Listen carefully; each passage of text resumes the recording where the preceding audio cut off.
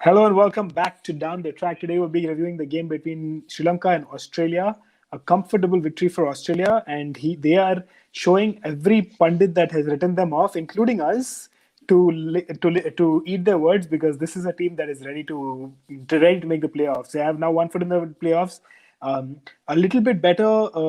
We all, and one other thing I was thinking about is we were all thinking that the group A is the group of death and the group B will be slightly easier.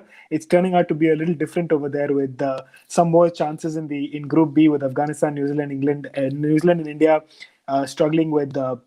But over here, I think we've almost pretty much one step in the foot in the door for England and Australia. But let's get back to the game.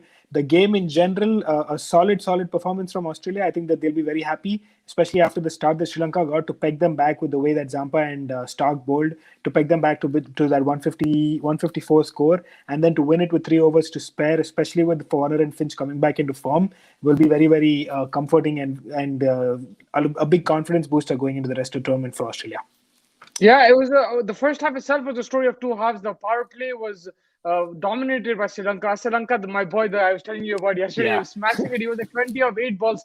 Suddenly, after the power play finished, like I saw like 8th, 9th over, suddenly the run rate started dipping slowly, and then they started picking up wickets. Once you start picking up wickets and you're not being able to rotate the strike, it becomes very difficult and brilliant. I think Zampa started it off. I always felt that he was going to be the man because once he picks up wickets, it does slow down everything. And Mitchell Stark as well. He's known as a wicket taker. I thought he bowled really well today. In T20s, I have my doubts about him, but today he showed that he can still get it. That delivery was brilliant, man. That Yorker that he bowled was an outstanding ball. Absolutely, I think we all know the capabilities that Mitch Stark has with that Yorker. You know, when he gets it right, he's one of the most lethal bowlers in world cricket at this point in time. My problem is he's been a little inconsistent, but I think Australia will be very happy that he got this kind of a performance in the early stages, and he can really take this confidence going into the latter part of the tournament.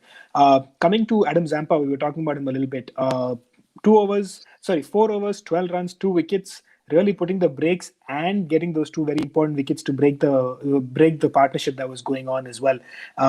Especially getting the wicket of Asalanka, which was an important wicket at the time. Your thoughts on the way Zampa really took the game in his own hands and changed it up for Australia. Outstanding, especially against a subcontinent team who plays spin well. I think that was a very impressive performance to pick up wickets like that, and also the economy of just 3.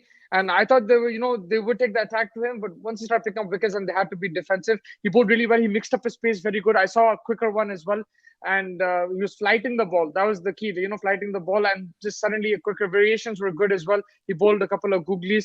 Very impressive bowling from Zampa. I think I was very impressed. And he's going to be key for Australia. If he's in form like this, it will really help Australia because he's the main spinner.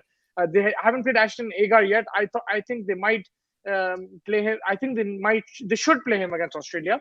But apart from that, this man is taking up the toll because Maxwell went for runs today. He went for plenty of runs. So Zampa was the key bowler, and he was supported well by Stark and the fast bowlers. But it was the Zampa show. Very impressive. Absolutely, I think 100%. There is the possibility, before we go back to the batting, before we get to talking about the batting, which is an important aspect as well. There is a possibility to bring in Ashton Agar, but at the expense of maybe Marcus Stoinis, which is probably the hard thing to do, because that way then Wade goes in at 6 and Agar comes in at 7, and Pat Cummins and Agar take care of the lower end of the batting, so to say. But would you go in with that kind of an outlook, or you're happy with the way the team is set up at this point? Who would you replace Agar with, did you say? I said Stoinis because that's the only one that makes sense for me right now. The only thing with Stoinis, he contributes more with the bat, but yeah, if that's the option, then when these pitches, you'll have to figure something out and maybe pull out a fast bowler. Maybe pull out a Stark or a Hazelwood, which is very harsh, but maybe you have to do that. But yeah, I think for now it's working out, so they should just keep it like this. Why fix something which is not broken? So just continue with that. But I just thought, like, especially against England, West Indies, they would favor an extra spinner. But, yeah, because the things are only going to get tougher, with if they make it to the playoffs, and they still have to play England, and if they make it to the playoffs, they probably will be facing potentially Pakistan and the other team that probably makes it. So it's going to be harder, and I think that they will have to have. You're about to say India. I wanted to, but I just realized that it's not yet there. So Yeah. if they win against New Zealand, then we'll probably be able to say it. But yeah, there is that option, that there is that slight weakness, I think, in the bowling, especially for Yeah. with their fifth bowler. Because Mitch Marsh, Stoinis, and Maxwell, all three of them have to bowl only 4 overs, which is not terrible. But I think Maxwell and Stoinis are getting hit; they are being found out, so that can be a little bit of a problem for them. Yeah, Maxwell in the first against South Africa, I thought he bowled really well. In this Yeah. game, he got hit. Like the thing is, it's still less of a gamble, right? Because you have two or three to fill that. More often than not, it should work out. This was, I think, a one of the where they both got smashed. But if you have Mitchell Marsh there as well as an option, then you should go. I think it should be okay. Like more often than not, it just depends on the game. Honestly, you could drop Mitchell Marsh as well because Yeah. today he Yeah. didn't bowl bad. He didn't do Yeah. anything. So you're playing extra all-rounder, drop Mitchell Marsh, bring Ashton Agar, and that's what I would do. A lot of people like Mitchell Marsh. They like the way he's in good form as well. He's batting well. I would go with Stoinis because he can play that finishing role. Mitchell Marsh is more one down, two down, where you have Smith to do that. Yeah, and coming to the batting, the important aspect of batting was that the openers fire for Australia, and today that happened, along with the fact that Steve Smith finished the game off for them. So this is three very, very important points in the team that have clicked today, which will give them a world of confidence in Fitz Smith and Warner clicking today. Now, Warner on his birthday, smashing it to all parts. He looked really good. He's been in poor form today. Like from ball one, I could tell. First ball, he took a single, and he was running between the wickets. I'm like, yo, this guy has it today. He's gonna smash it, and he actually did. He batted really well. Took a bit of time. I think Finch's innings really helped him. Both of them getting off to a flyer like that, outstanding, man. And I think this is not the first time I've seen him play live, but it was still a pleasure to watch. I think first 50 I've seen him, it was fantastic. In a long time. Yep, and Yeah. that definitely will help him. You were at the game again. Your thoughts on how Yeah. the atmosphere was at the game for a team that not probably won't have as many fans as we'd imagine someone like an India, Pakistan, or an Afghanistan even to pull in the Dubai kind of Yeah. visit. Yeah, today the crowd was pretty empty. Like if you compare to Sharjah, there was nothing there. But there were whoever was there was Sri Lankan dominated. So Australians, you found like maybe 10, 15 in the whole ground. Very few Australians, so they don't have much support, which I'm surprised. Like I thought like Dubai is a good destination. It's close, not that far from Australia. It is far, but it's a reasonable destination for The them. problem is Australian government isn't allowing people to get in and out very easily. Oh, That's I the see, I problem. see. That's why there was like no one there. I'm like, what the hell? Where are these guys?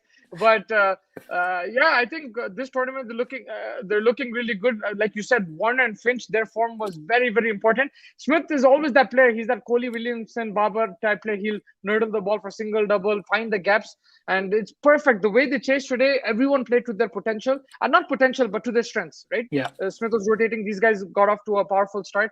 And I think Warner and Finch really complemented each other. Finch, in particular, looked in better touch until he got out. He was smashing it. I could hear the sound of talk when it was coming out of the bat. It was really good. He was looking in very, very good touch.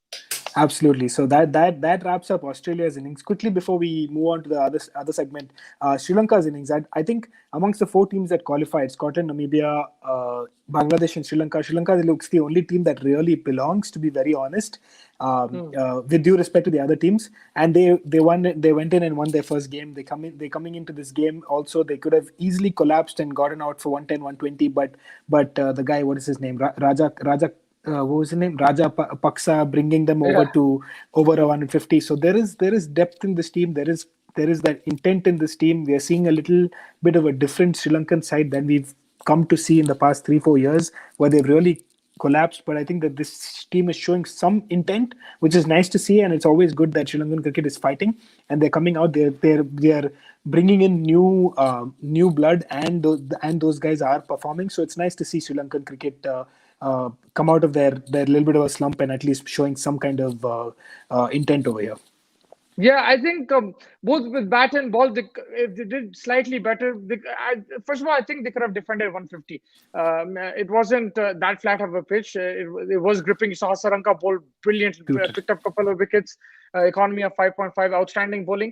I think there was something in it for the spinners. So maybe they would be 15 runs short, 15 runs short, we could say. But I expect them to bowl a bit better. This team is really good. Like you said, there is not really good, but it's better than the past Sri Lankan teams over the last 1 or 2 years. Some very talented players. And yeah, I just think they fell a bit short against Australia. Australia were too good on the night. But some positives, like you said, Hasaranga, Raja Paksa, even Sri Lanka was brilliant, man. The way he was smashing it today, I thought they would make 160, 180, but Australia pulled things back. But there is some talent over there, and especially in these conditions, I think they can do well. They'll cause some problems to other teams in this group. Absolutely. And one last word on Mickey Arthur. He loves the subcontinent coaching. He kind of swindles around between Bangladesh, Pakistan, Sri Lanka, and so on and so forth. But I think he finally, I think, has a team that he can really build on. You think?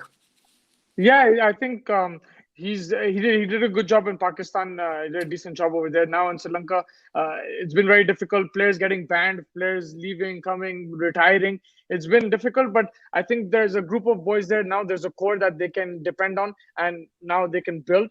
It's going to take a good 3-4 years, but if he can stay there for the long term, there's no politics. Politics is the biggest issue. If they invest some money in this, then there is a lot of potential, because Sri Lanka is full of talent. It's just trying to maintain that talent and trying to be more professional, I guess. Yep, 100%. And moving on to your man of the match for today. Man of the match, Zampa. Outstanding, man. Economy of 3. He picked up a couple of wickets. He was outstanding. I just wanted to mention Maxwell. He was fielding on the boundaries, fielding right in front of me, but he kept communicating with. Is he the vice captain? He kept communicating with Finch. He kept changing the field as well. He was taking control in certain areas. Of course, with the with Finch's permission, he was changing the field around. He was really involved in the game, and that's good to see. Experienced player, big player, getting involved like that. I don't know if he's the vice captain, but he was very involved. I didn't know that until I saw on the ground. These certain things you don't really notice on TV, right? So that caught my eye.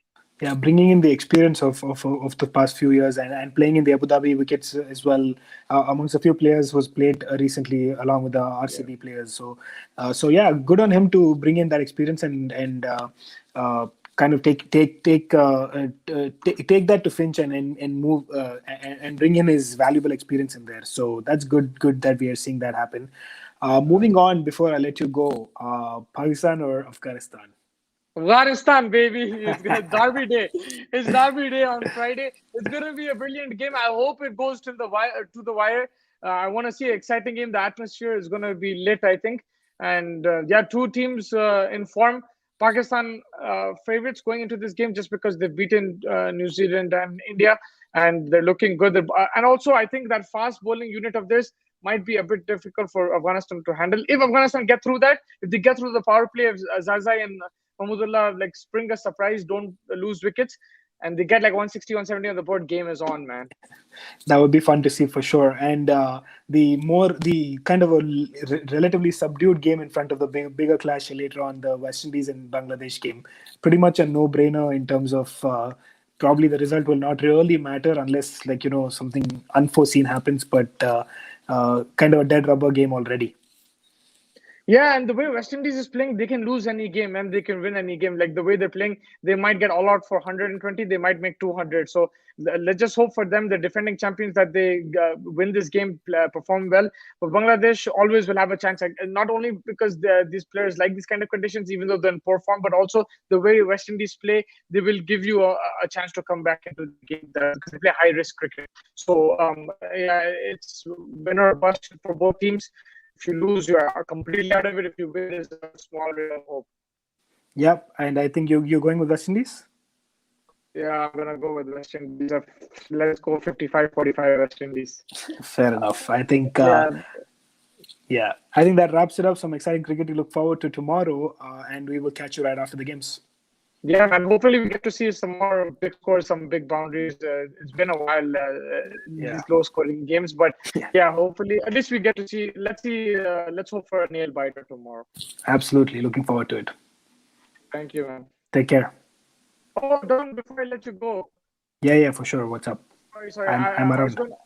I was going to ask you. Bro, abhi tak chal raha hai.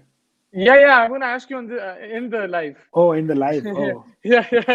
I want to ask you, Afghanistan, Pakistan, if you do a combined 11, which Afghanistan players walk into that lineup? Ooh. So that's so hard. I think Rashid Khan walks in place of Shahab Khan. I think that's an easy swap. Oh man, that's such a hard one. I think, with due respect to Imad Wasim, I think Nabi walks in. Yeah. I think because I think Nabi can also give you those overs in the power play, and I think he gives you a little bit more with the bat. Um, I can't remove Babar and Rizwan at this point. They look extremely amazing. Fakhar Zaman is looking solid. I don't see any other batsman really walk in. To be Yeah. honest, the top One five more, is looking solid. I agree with the two changes you made. One more change that I would do is Mujib for Hassan Ali, and then that makes you. I agree because I think I agree. That's a There are fair three point spinners because in these conditions. Hassan Ali is probably the slightly weaker link in this bowling attack. To be with due Yeah. respect to him, I think bring in Mujib and go with three spinners, but then you have only and Shahid Shah and Hassan Rauf are Haris Rauf are Yeah. solid proper fast bowling options. Three spinners along with. Nabi Rash and Mujib in place. Oh man, that Yeah. would be some team. That would be some Yeah, team. I agree with you. Like Pakistan, that shows that Pakistan are favorites going into this game, but Afghanistan has that X factor, and that's what they'll be relying on. That's like that was the motive of this exercise, just to see who's favorites. And yeah, I got your. I think you also thinking Pakistan are favorites, but If Afghanistan have a few X factor. if like you said, like you mentioned a little bit earlier, if Afghanistan can get the runs on the board, especially if they bat first, they will always stand a chance with that lethal spin attack that they have, irrespective of how Pakistan starts or whatever. They will definitely have a chance. But the problem is that can Zazai and Hazratullah get those runs, and the other guys kind of behind them pitch in with those runs to be able to get that 160 165 on the board. If they can do that, they will almost have an upper hand. Yeah, this team really reminds me of '96 Sri Lanka.